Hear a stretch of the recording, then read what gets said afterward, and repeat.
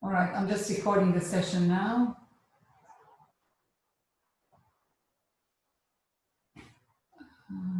Share screen.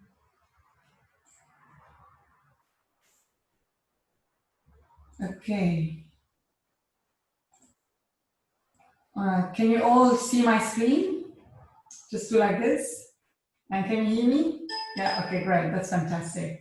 Okay, I'm not sure how I'm gonna keep up a track with like who's joining in. I'm not sure. Once I have to stop sharing maybe in a few minutes. Oh yeah, no, here we go. Here's Zoe coming in. Hi Zoe, I'm just about to start.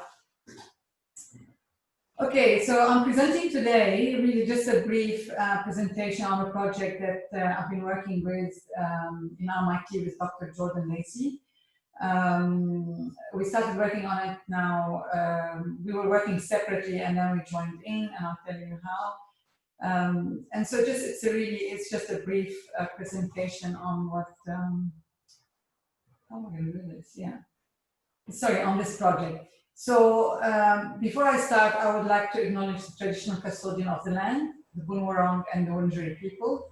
We recognize their continuing connection to land, waters, and community, and pay our respect to them, their cultures, and to elders both past, present, and emerging.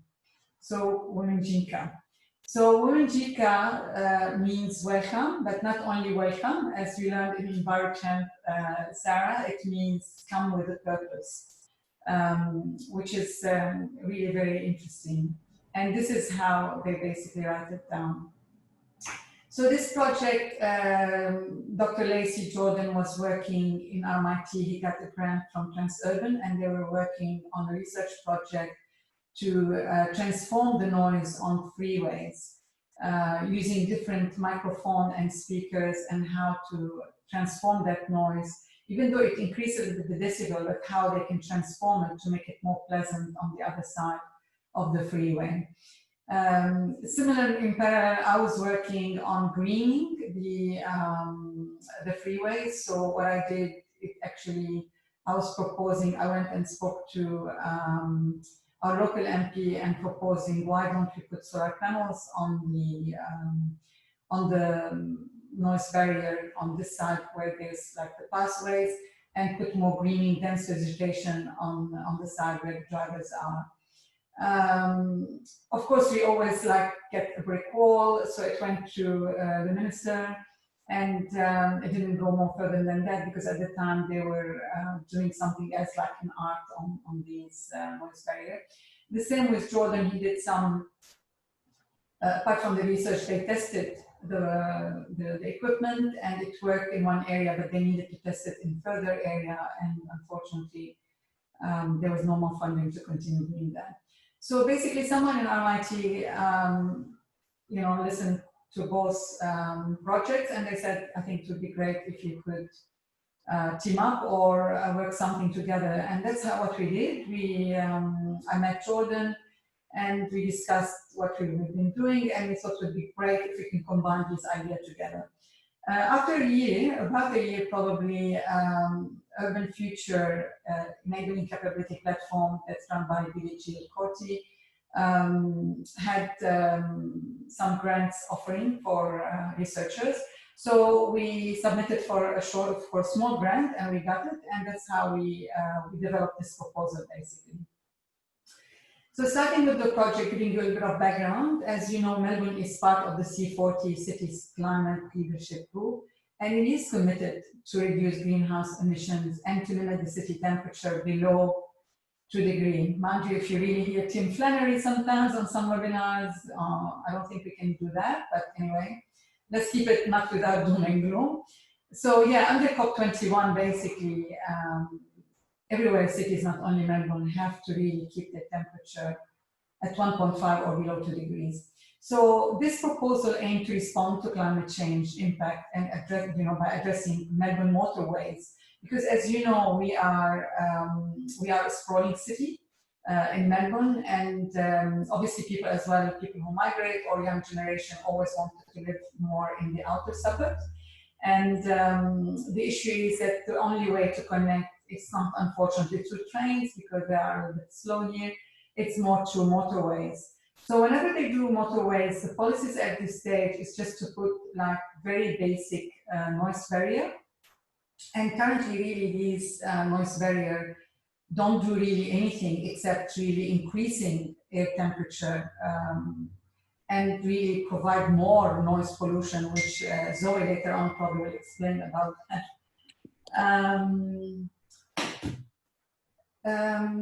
So basically, this is just a big image from Google. We took, where we did actually make this study was in Pasco Bay. And you can see along all the motorways, not only this M2 here, it's everywhere, the Monash City Link, everywhere. You can see all the freeway are along the passes, the bike passes, pedestrian passes, all the parks, and along a lot of neighborhoods. So you can see how close the houses are to these motorways. And that's why we're trying to address them, because they are really quite long and they really take a big chunk of all the neighborhoods everywhere. Where we are currently with the project, so you see some of the sketches are based on the original proposal. So far what we've been doing, we've been in discussions with Junglify and with UTS. So Junglify, they've done already a study and they already implemented a prototype on the Eastern distributor, a motorway in Sydney, in New South Wales.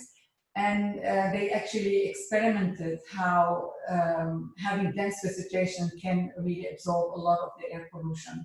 So we're teaming up now with them, we're having discussion and we're trying to get some funding to progress the project to a further more than detailed design. And this is basically Jock Gammon from Junglify. This is Dr. Fraser Torpy from UTS, who is working on in the lab, working on how much this plant can really absorb air pollution. So currently, the Melbourne Current Motorway is noise barrier due to the increase of population, obviously, and during the increase as well of more motorway infrastructure. And as you can see as well in Queensland now, even enlarging more certain motorways and providing even furthermore, this making it increasing the air population pollution further, and increasing more the noise pollution and as well the heat island effect, which is as well very problematic. So I mean, the problem with air pollution, it's just not, it will go up quickly in the atmosphere because, as you know, we have, because what's happening with the greenhouse emission is creating like an insulation in the stratosphere, which making the planet get more hot. So this air pollution is getting trapped sometimes and it's not dissipating really that quickly. And obviously vehicles emit very bad bad emissions like nitrogen oxide, like carbon monoxide, like particulate, and that's what we're interested as well with the study from Junglify, because they were able to monitor as well how much particulate can be absorbed with the dense vegetation. But not only that, the air pollution unfortunately affect our health. So it's been proven that it can affect cardiac arrest, low birth weight, reduced lung function. Noise pollution as well for residents. Like the problem is, I mean, for me, it was always a problem of noise pollution. I'm very sensitive to noise, unfortunately. Maybe I can hear very well. And it really affects your sleep patterns, especially if you're living next to it. And the issue as well, especially what we experience now with COVID-19, we want to go for walks, and all the walks, all the passes are next to freeways. And it's really impossible sometimes to have even a conversation. It's beautiful along the river, along the Yarra River, but unfortunately the noise really is very stressful. Increasing the heat island effect, because again, they're not treating at all these noise barrier, they're only concrete, and they're increasing even the temperature around them. So it's actually quite bad. This is currently how they look like. So the way they construct them, it's basically just steel columns with concrete panels just slotting in between them. And you can see most of the passes are along them. So what we are proposing basically is to to reduce the air pollution, we are proposing to increase the native vegetation to absorb more CO2 and other emission, but plus as well using renewable energy, such as adding solar panels to power lights and so on. Reducing the noise pollution by adding more an augmented biophilic soundscape system. That's what actually Jordan now is starting to work on, not just a transformation, it's more on capturing as well the sound from the biota and from what we're going to be planting. This transforms into a more pleasant and gentle sound. Through the integration of all this biodiversity and dense vegetation and noise reduction, we will be able to really improve the livability of the area and to reduce obviously heat island effect. So basically we take it as an opportunity of these noise barrier, because they could become, they will create like ecological buffers and corridors. So as ecological buffer, they will protect the residents from all what we just discussed, and it will improve their mental and physical well-being. As ecological corridor, it's to encourage more biodiversity and address heat island effect. So this is how we're proposing it. So this is from the old model. The old model was basically to provide a new structure that gets fixed to the existing steel column. But the old model, we were working on keeping the concrete as is. Where you see now with the animation at the end, we're going to be removing some of these panels to create something a bit more different. This is how it looked like in the existing noise barrier view from the motorway on this particular area in Pasco Vale or Muni Pond. And this is how it will look like later on. Of course, it's a bit exaggerated and too virtual, but it's something similar. And this is how it looks on the other side from the paths. And this is what we're hoping to look at later on. It is really, especially at the moment with COVID, I should have really put actual picture as well. There's so many scooters, so many bikes, so many people with strands, people jogging, people walking, and using these passes. But unfortunately, we don't have any of that, and we don't have even separation between the passes. So if we take now each element separately, so by reducing air pollution, the issue is that in Melbourne in particular, it's 75% of Melbourne's air pollution is caused by vehicle emission. So we cannot really just ignore that. We really need to address that because it's really quite major. And so the idea is to use this native vegetation, relying on endemic and indigenous planting, but in the same time it has to be very dense and very drought resistant. It has to be. Trees unfortunately do not reduce noise. It's been shown through studies that it does not reduce noise, and it does not really reduce too much of air pollution, not as much as dense vegetation. Now, we're proposing as well to use renewable energy, specifically solar energy, to power the lights, the microphone, the speaker, the passes, the path, and even to stretch out to the neighborhood. And again, we are trying to promote more sustainable use of materials, and I'll come to this in a minute. So this is, so we're exploring and we relying on certain studies, and that's why we're cooperating now as well with MIT, UTS, and Jungle Fire, what's the best way to use this dense vegetation on what medium. This one is from EcoSound that's been developed in the UK, and you can see it's actually a steel mesh with the medium where the plants grow. It's like a coconut fiber or a green natural fiber.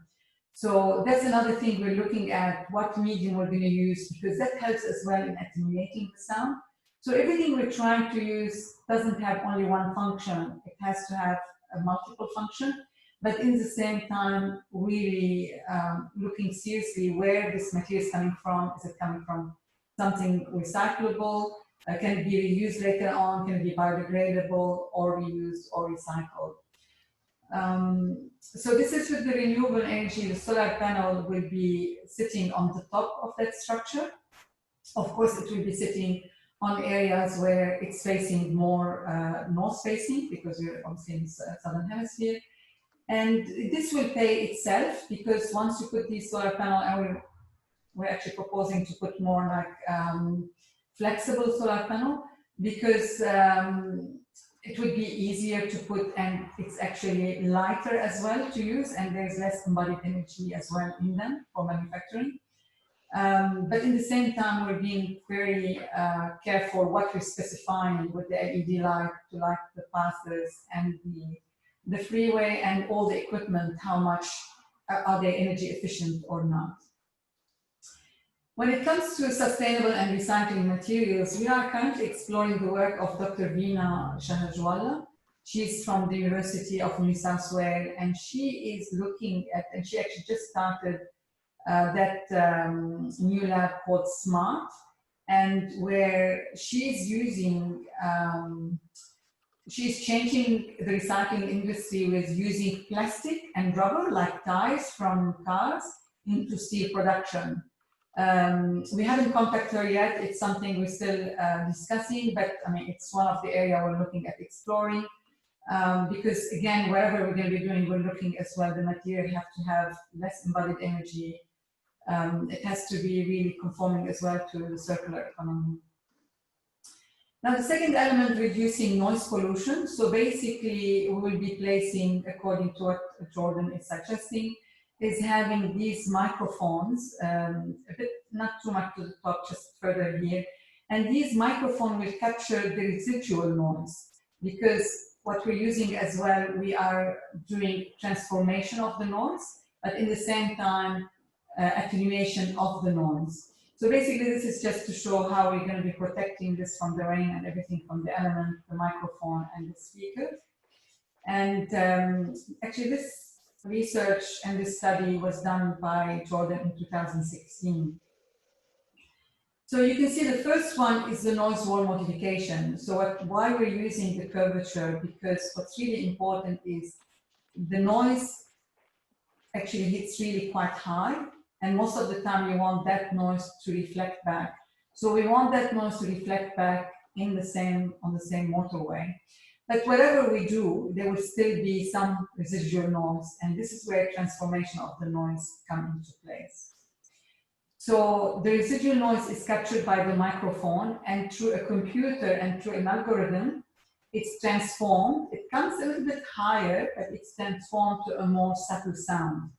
But now what Jordan is interested, after speaking to Jungle Fire UTS as well, is that he might be able to actually augment the soundscape of the sound of like the rustle of the, like the rustling of the greenery and on this dense vegetation with the breezes and everything, capturing all that within the computer, and then transform it and augment that biophilic soundscape and transform it on this side. So this is existing noise propagation currently as is, like working on it with like plumes. And this is roughly how it will be disrupted through this transformation and through the attenuation. So we're working on two elements in noise pollution. And if you can see here as well, we're going to have rainwater gardens as well, and we're going to be collecting furthermore water collection for irrigation and for irrigation of the parks along these noise barrier. So all this will contribute basically to livability, and as you know, livability is defined by environmentally, socially, and economically sustainable city. It means that the individual have to feel safe, he has to feel socially connected and be delighted.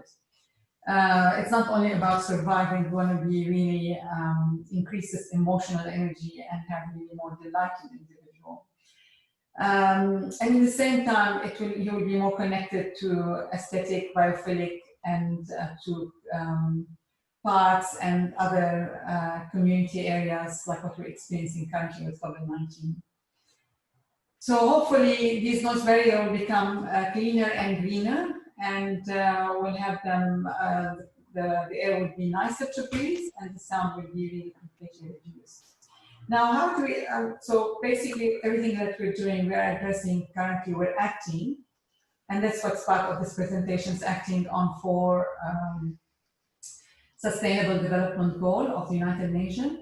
So we are acting on number 7, number 9, number 11, and number 13. When we look at number 7, it's affordable and clean energy. We're not really looking here much at affordable because we're not supplying like everyone with electricity. It's more providing clean energy to power basically these motorway, the passes, the parks, and hopefully stretch a bit more. So not only actually these solar panels will contribute to reduce greenhouse emission, they will actually provide a broader socioeconomic benefit. Currently, according to certain study, the solar power industry alone generates twice more workplaces now than coal or oil industry combined. By 2035, as many as half of the renewable energy jobs could be ongoing jobs in operation and maintenance.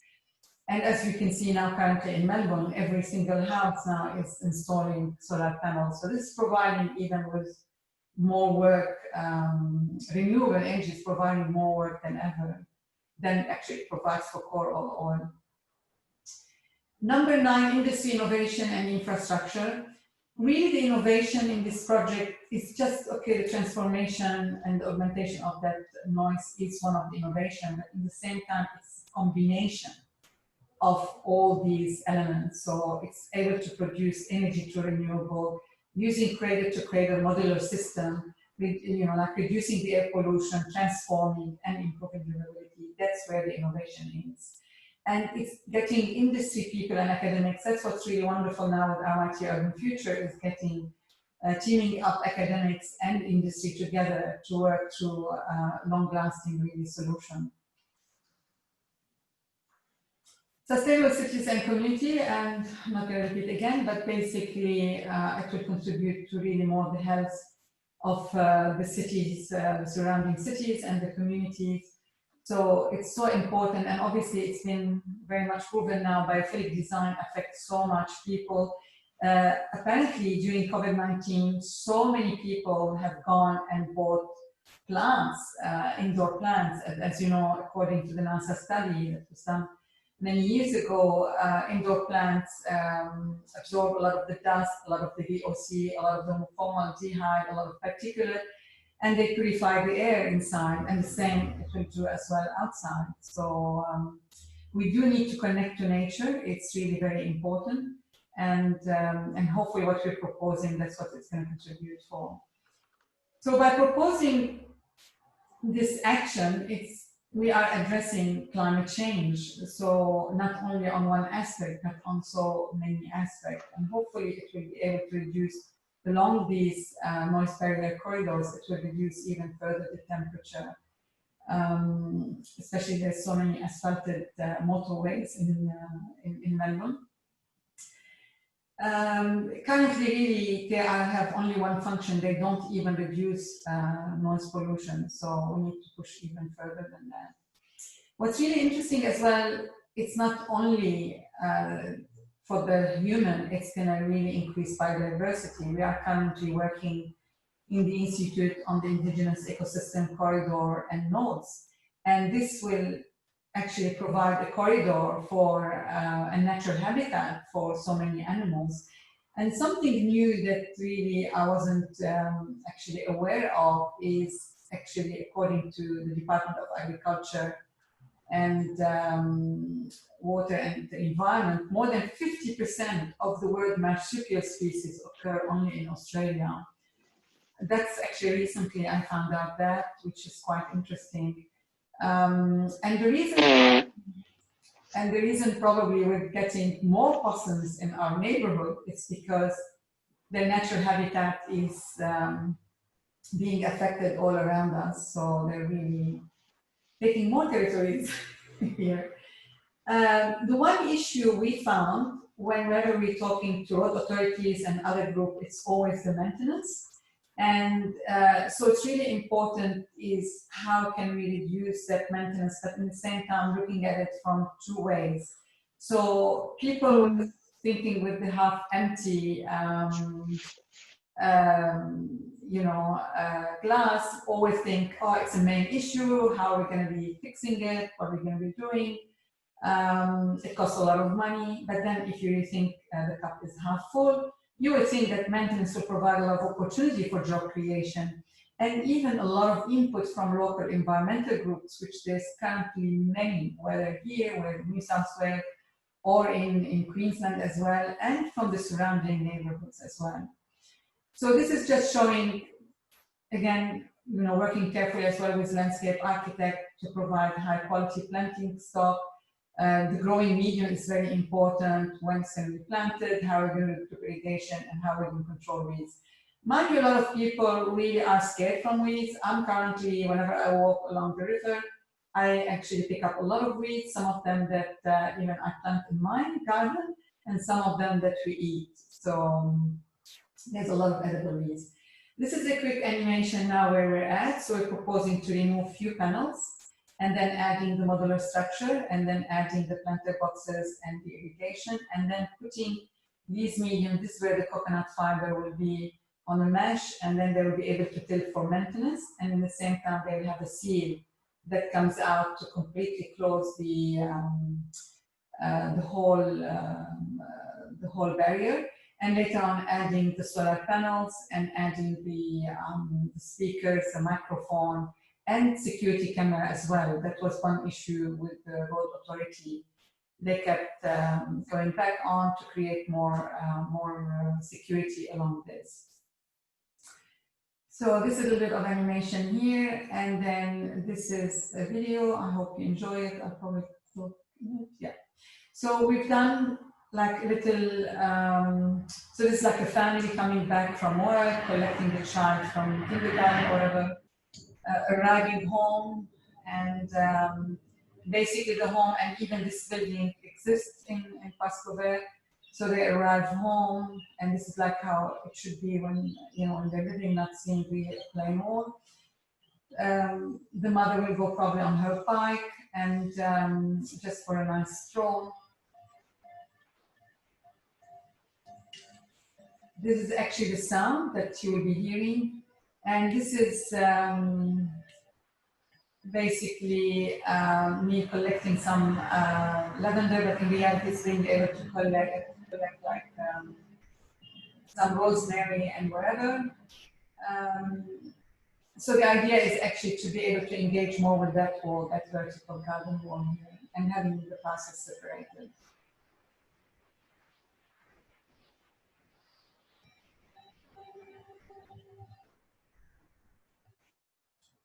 And that's it for me. So this is, thank you so much for listening. So I think we have a few minutes. I'd like you to all unmute and show me your faces and comment, ask questions, and engage in the discussion. I'll just put probably unmute all.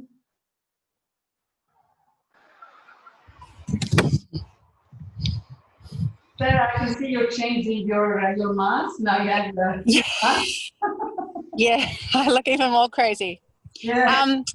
Thank you. That's really inspiring presentation. Well done. It's how long has it taken you to get to this point? Oh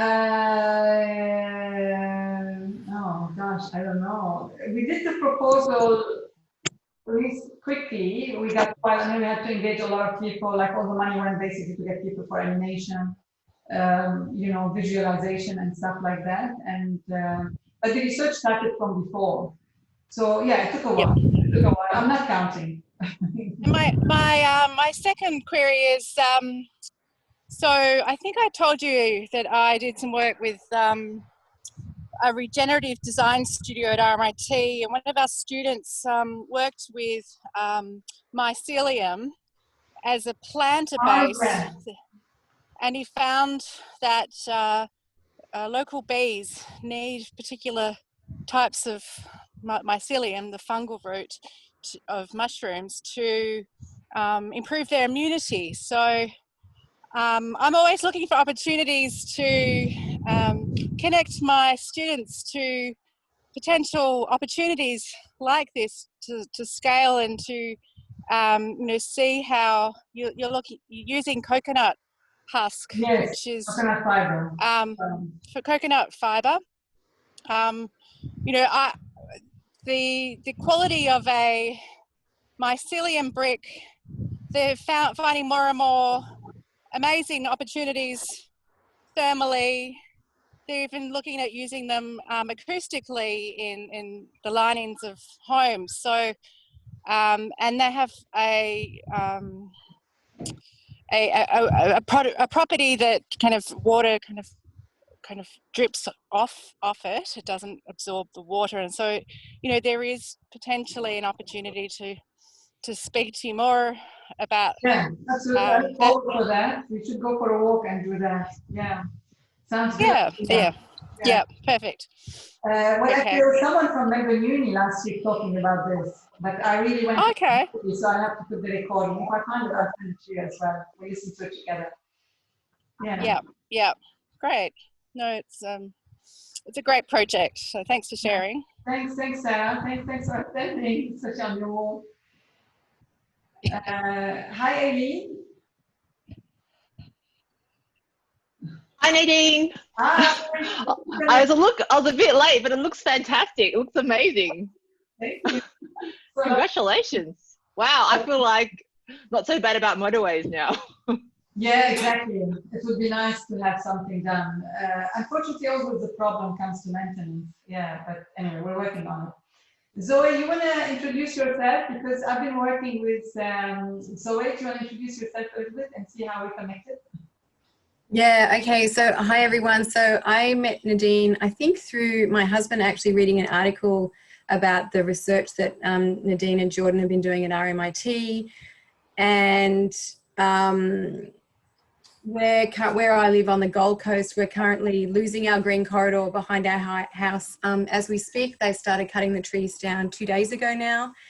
And so I could see a lot of potential for this particular innovation to be included in the expansion of the M1 between the Gold Coast and Brisbane. So we've had a few little baby steps forward, a couple back, but we're continuing to persist, and we've got some support now. I was thrilled last week to hear from the federal minister who has said that he likes the idea and he's in support of it, and we should, get Queensland on board. So I guess with Nadine's expertise and my enthusiasm and trying to get as many people behind us as possible, I would love to see this, if not on all of this stretch of motorway, but even if we could just get a couple of kilometres just as a prototype, I guess, to put it into action.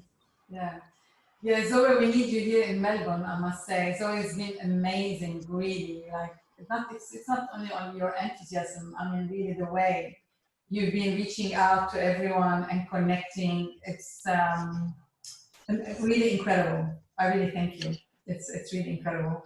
So hopefully that's what it is. I mean, this is how the only way we're going to really address climate action. It's climate change. It's taking action, and that's all that we have to do. Creating more awareness, educating, and acting on it, basically. Not only from the top down, from the down up. John, did you find it useful for you? Or I'm sorry, I didn't probably go too much in detail on the transformation. I think maybe I should get you to speak to Jordan more about that. Yeah, no, that's very interesting for me. That, but are there any trials planned, or what's the next step here? The next step is we're looking at getting some funding to do the detailed design and then doing the prototype. But unfortunately, because of the COVID now, RMIT doesn't have enough funding, UTS the same, Transurban the same, everywhere is the same, unfortunately. But look, sometimes it's small steps, but we have to continue going on them. That's all what we can do. Yeah, so it's a proposal at the moment which you'll see funding come up next year or something like that now, is it? Yeah, we have to team up with someone big in the industry and go more in a detailed proposal. Currently, it's just like a concept. Even though it's based on studies, there's no yet qualitative or any quantitative really survey or anything yet. And we need someone to come on board who would say, yeah, we can provide the money and let's do the prototype. Yeah, so what would the minimum length you'd need to do to test it be? Well, the one that Junglify did wasn't really long at all, and they were able to test only that stretch. It was probably just I don't think it was really long. It was just a few meters. But then I think they were testing as well in the laboratory, like just seeing how much. Yeah. Okay. Happening. Yeah.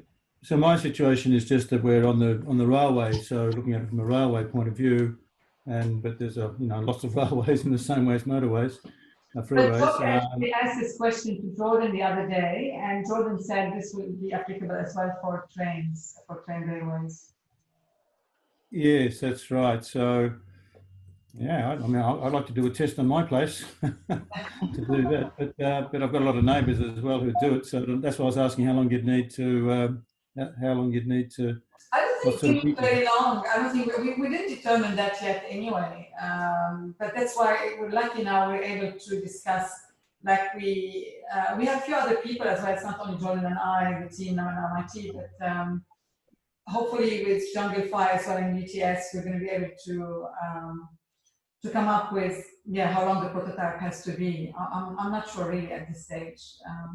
There were some discussions we had as well earlier on, because MIT has in Bandura a whole big campus, and we're thinking taking an area from that campus and having something like a prototype movable, and to be able to see how it will work. It's still on the table, but I'm not sure yet.